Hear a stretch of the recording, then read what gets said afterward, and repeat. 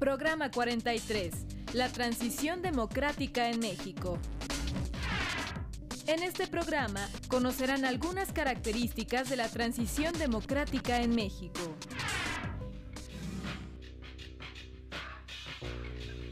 Al iniciar la década de 1970, el sistema político mexicano se caracterizaba por su autoritarismo y su negativa a reconocer a la oposición y permitirle intervenir en el escenario político.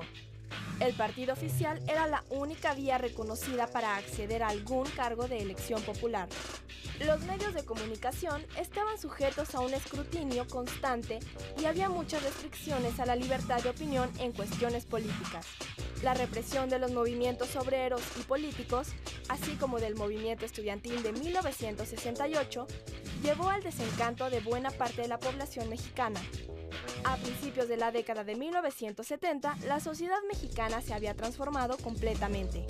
De ser una sociedad predominantemente rural, con una base de la economía agraria, pasó a convertirse en urbana con algunas ciudades industrializadas. El sistema político creado a partir de 1929 ya no respondía a sus demandas y la necesidad de una reforma política se hizo evidente. Para decirlo de otra manera, entre una sociedad plural y un sistema político monopartidista había una enorme fractura.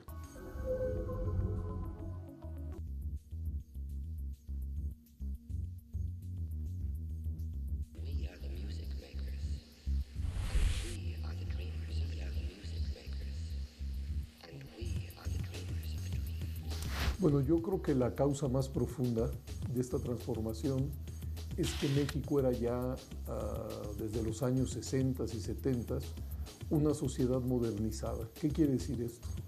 Una sociedad en donde la diversidad política e ideológica coexistía. Y sin embargo, nuestro sistema político era un sistema político en donde una sola fuerza, un solo partido político llegaba a ocupar los puestos de representación. La primera reforma en esta materia sucedió en 1977. México fue a unas elecciones, las de 1976, en donde apareció un solo candidato a la presidencia de la República, el licenciado López Portillo, que por supuesto obtuvo el 100% de los votos válidos.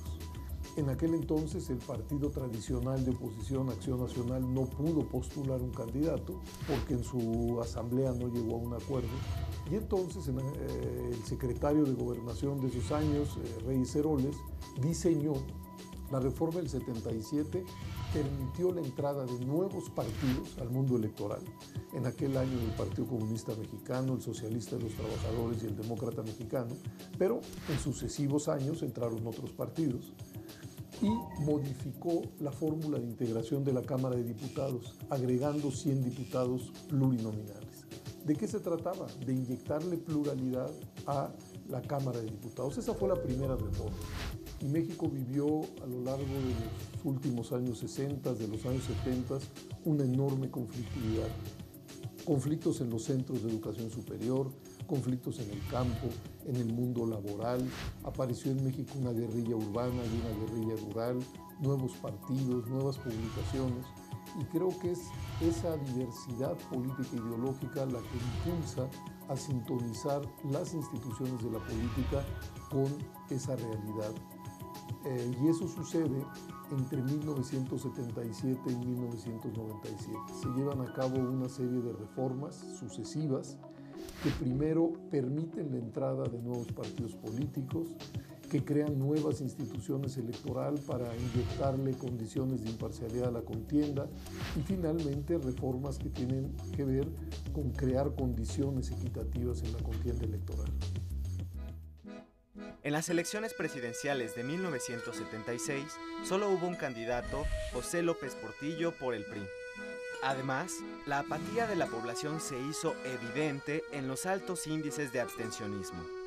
Como una respuesta a la creciente inconformidad y apatía de la población, En 1977 se llevó a cabo una reforma electoral conocida como la Ley de Organizaciones Políticas y Procesos Electorales. En ella se reconoció a los partidos políticos como el vehículo para acceder a cargos de elección popular y se establecieron los requisitos que debían cumplir para ser registrados y participar en la vida política. También facilitó el acceso a la Cámara de Diputados de los partidos políticos minoritarios a través del establecimiento de 100 diputados plurinominales. Estos no eran elegidos por los ciudadanos, sino asignados a cada partido en virtud del porcentaje total de votos obtenido en las elecciones nacionales.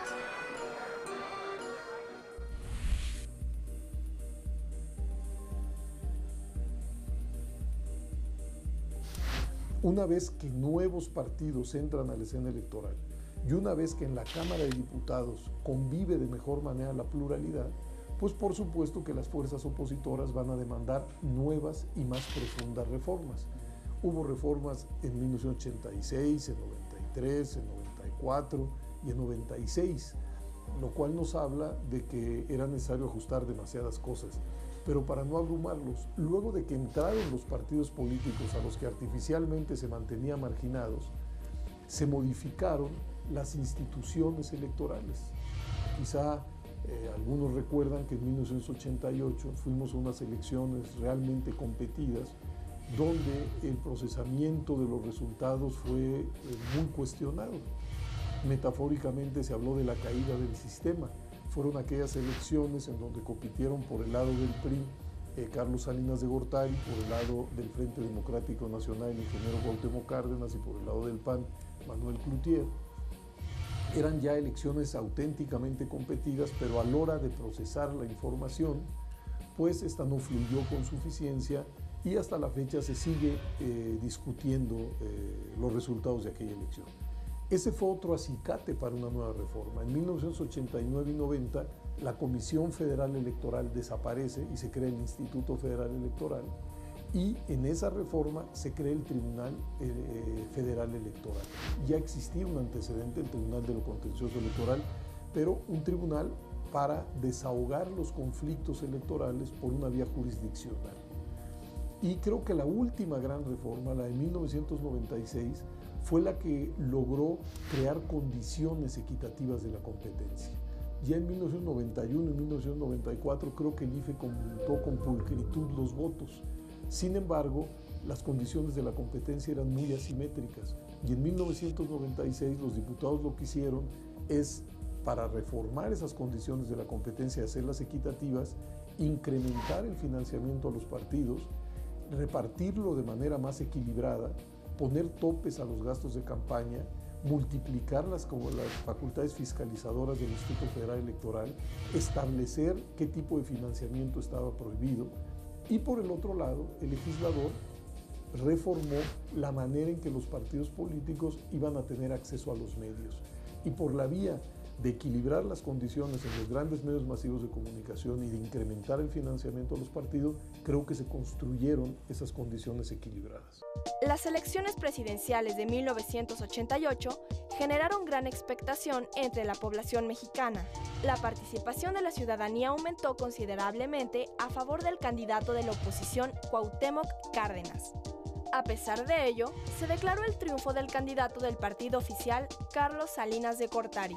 Las sospechas del fraude electoral crecieron y miles de personas se manifestaron en contra de lo que consideraron una nueva imposición. Esto hizo necesaria la creación de una institución autónoma que organizara y vigilara las elecciones. En 1990 se creó el Instituto Federal Electoral, que se encargaría de la organización de los procesos electorales, el cómputo de los votos, el registro de candidatos y la creación de un padrón electoral.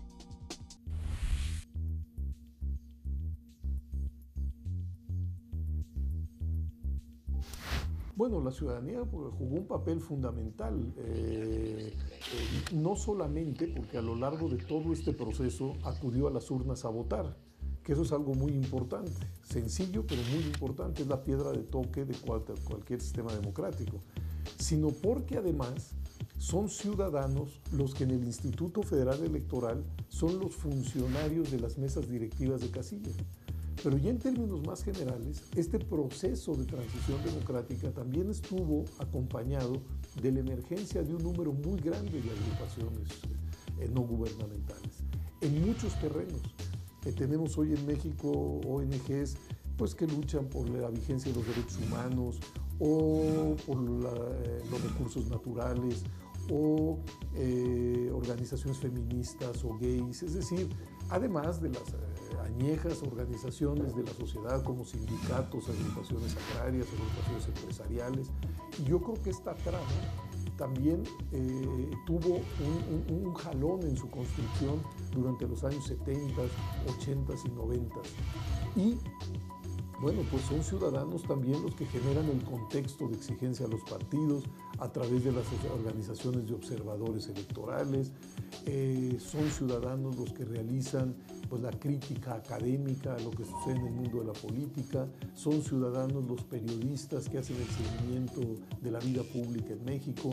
Pues para decirlo de otra manera, la democracia se construye para que la ciudadanía pueda expresarse y para que la diversidad política pueda coexistir y pueda competir de manera institucional, pacífica, ordenada.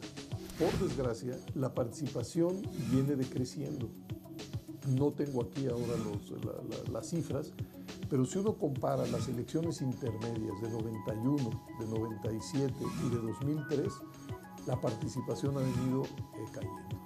Si uno compara las elecciones presidenciales de 94, 2000 y 2006, el porcentaje de votantes ha venido bajando.